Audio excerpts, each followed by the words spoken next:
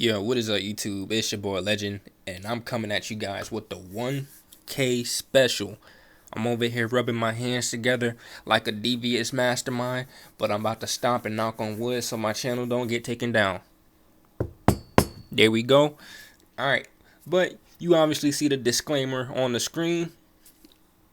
I don't think I need to read it for you guys. Read it yourselves. But without further ado, let's get into this new what if. Story specific what if, so we can get into the video. Let's get it. さすがは仮にも影の名を背負う忍びたちだ。ならば内浜田らも全力で答えよう。おかげも何も全てが無駄になることに。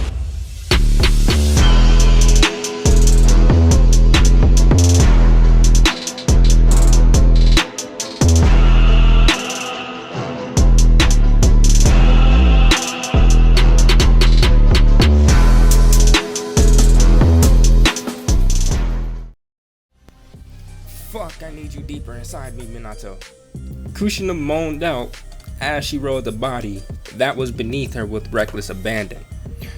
Her hair was wild, and sweat covered her body in a sheen, and her chest bounced with each grinding and bouncing motion.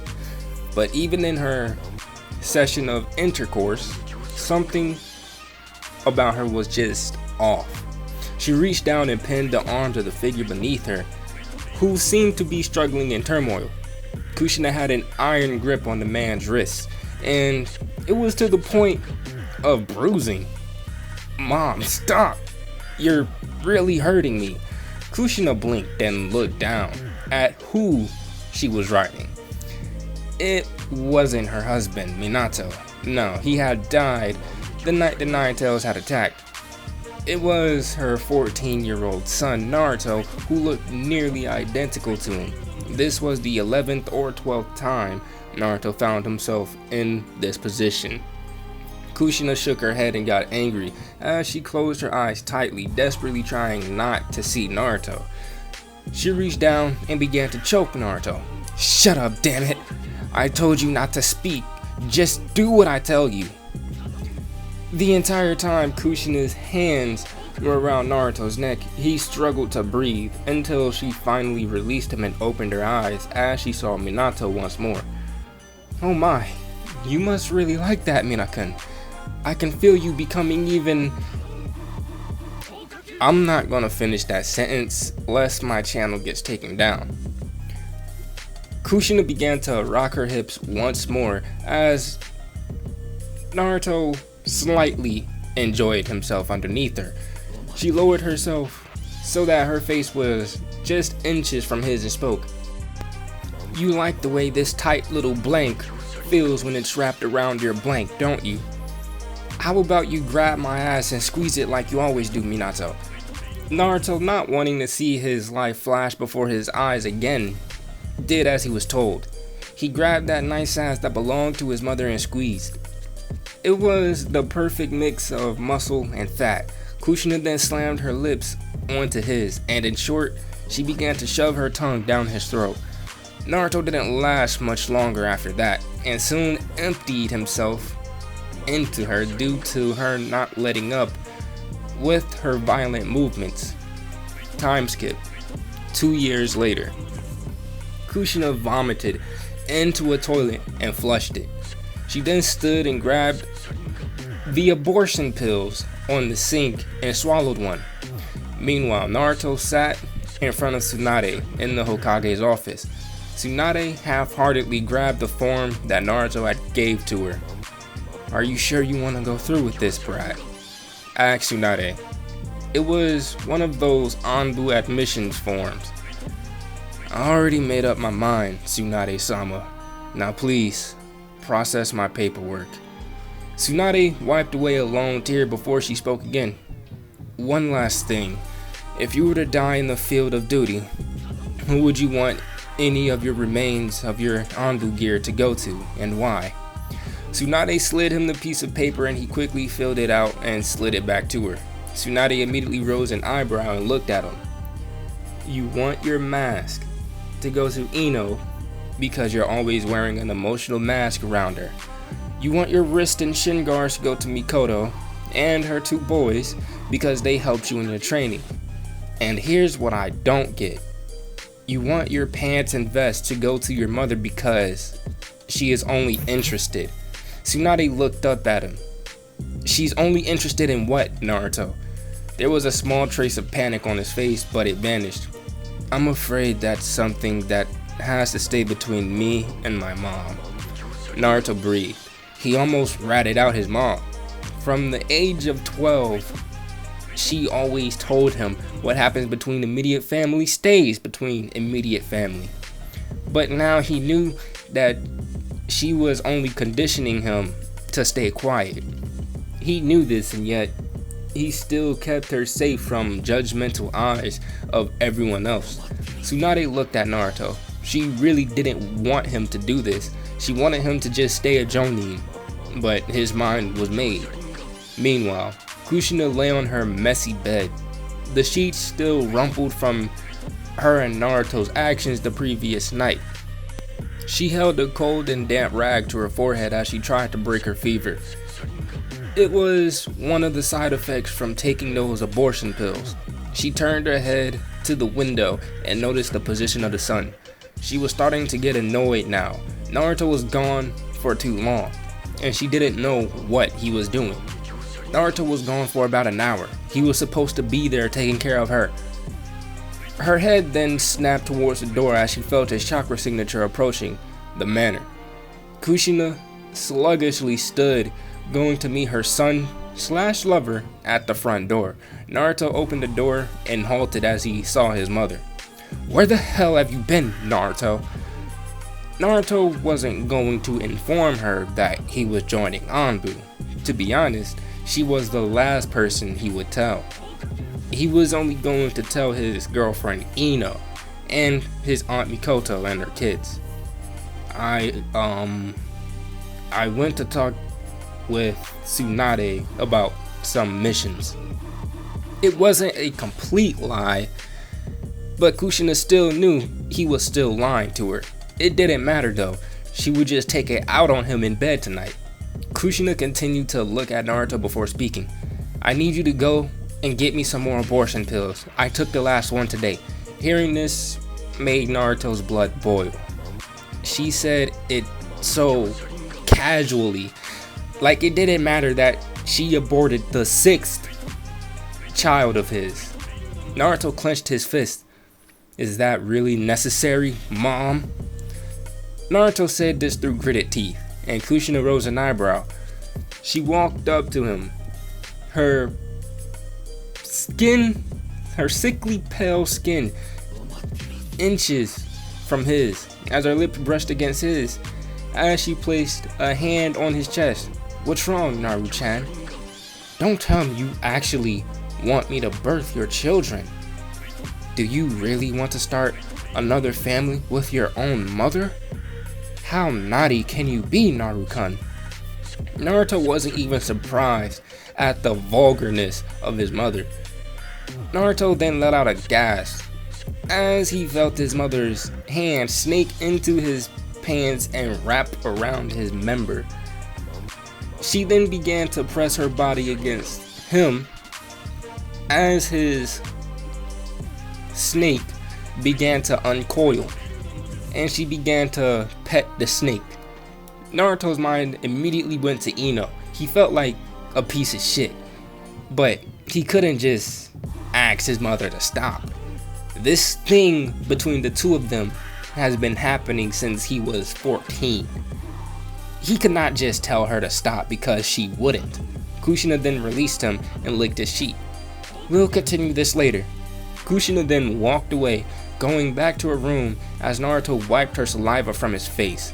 Kushina didn't see him as Minato anymore, but that didn't mean she would stop effing him. Naruto left the manor. He was going to his aunt Mikoto's house so he could train with her and Itachi. He just needed to get away from Kushina. Naruto made his way, and he's been getting trained by Mikoto and Itachi since he became a Chunin. and that was at the age of 14. Meanwhile, off in the distance, Jiraiya was kneeling on his knees, both Ma and Pa on his shoulders. One of his arms was mangled beyond repair, his lip busted, right eye swollen shut. With a chopper rod through his leg, 6 figures then jumped down in front of him, all having black cloaks and red clouds. You fought well, Jiraiya Sensei, but you chose the wrong village to gather information on. Pain raised a hand to the Toad Sage's face. Almighty. Pain never finished his sentence. He never finished his sentence, or words, or the jutsu. All of the body just collapsed over, and the Rinnegan that reflected in their eyes just faded. Then there was an explosion as a figure was thrown from the highest tower that was now set ablaze. Another figure flew up from the tower. You bastard! I'll kill you for that! Konan was enraged as she screamed at the other figure who now stood on another building. Jiraiya looked closer and saw that it was Orochimaru. He held Nagato's head in his hand. Orochimaru chuckled. Don't be so rude, Angel-chan. He will unwillingly be helping me with my goal, but as it is now, you will only get in my way. Back with Naruto. He lay on the ground, eyes wide, as Mikoto sat straddled on him with a kunai to his throat, Sharingan active. She then stood and holstered her kunai. You're way too tense. You need to relax. It's making your movement slower. Naruto stood and brushed himself off. Noted. Mikoto smiled at Naruto. But at least when something's on your mind, you can still fight at Jonin level, at the least. Naruto stopped as he looked down. Is it that obvious? Mikoto laughed. I've trained you since the age of 14. I can tell when you're focused and giving it your all. So, are you gonna tell me what's wrong?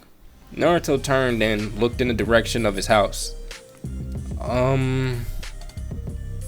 I joined the Anbu Black Ops. Mikoto was surprised. She wasn't expecting that. Really? I don't know what to say. I'm proud of you, but I really didn't see that coming. Naruto turned and began to walk away before he stopped and looked back at his aunt. Mikoto-san, don't tell my mother. I want to be the one to tell her. Naruto then continued to walk. He had no intention to tell his mother at all. Naruto made his way to the store. He still had to get more abortion pills for his mother. He walked into the store and made his way to the counter. The store owner saw him and immediately turned around and pulled the pack from the shelf that held 6 dark blue pills. The usual, sir? Naruto nodded and pulled out 30 Ryu notes, placing them on the counter, telling the store owner to keep the change as he grabbed the pills and walked out. With Tsunade, she opened the scroll and her attention was immediately drawn to the blood stain that covered it. She read the contents of it and the scroll fell from her hands as a tear slid down her cheek. You stubborn bastard. Flashback. Orochimaru walked over to the paralyzed body of Konan and stood over her. My, what a wild one you are. I would kill you, but your bloodline interests me. I'll be taking you with me, but first, I need to tie up some loose ends. Orochimaru looked over to the one-armed Jiraiya, who was still in sage mode. What are you planning, Orochimaru? Why kill Nagato and seal away his head? Orochimaru chuckled as he walked up to the kneeling sage. You were always the dumb one out of the 3 of us, Jiraiya. Allow me to explain it to you. I want to learn every jutsu in the world. That also includes the Rinnegan jutsu. Jiraiya looked at his former teammate. You're insane. Orochimaru chuckled as he pulled his sword. The only obstacle in my way now is you. In the flashback, Tsunade slammed a hand down onto her desk, cracking it. "Bring me Naruto right now!" Tsunade felt the wind in the room shift, signaling that the Anbus went to do her orders. 2 minutes passed and Naruto was in her office. "Naruto, usually the way this would go is I would give you a week before starting your Anbu training. But right now we have a problem. Orochimaru has killed Jiraiya, and with his skill and the dojutsu he's obtained, we need you to be at your very peak." Naruto was shocked. Jiraiya was killed? He didn't have much interaction with his godfather, but he still taught him the Rasengan, and he was still the strongest shinobi the Leaf had. "Naruto, you will be training under Kakashi again. He will teach you the ins and outs of being an Anbu. You will go through conditioning with Anko and Ibiki. I'm telling you right now, you will be put into the deepest parts of hell and you will come back a completely different person. And there will be things inside you that will remain unfixable." Naruto looked out the window behind Tsunade. "How long will all of this take?" Tsunade fumbled with the paperwork on her desk. "Usually with the conditioning and training, it would take a month at least." Naruto placed his hands in his pocket, feeling the pack of abortion pills that he had just brought. He was thinking, "I already have sufficient enough shinobi training. On a bad day, I'm mid-Jonin level at the least. Just put me through the conditioning and send me on missions, and I'll train with Kakashi when I can fit it into my schedule." But guys, I'm going to end it off right there. If you guys enjoyed the video, make sure to hit that like button, subscribe while you're at it. And without further ado, I'm out, and I'll see you guys in the next one. Peace.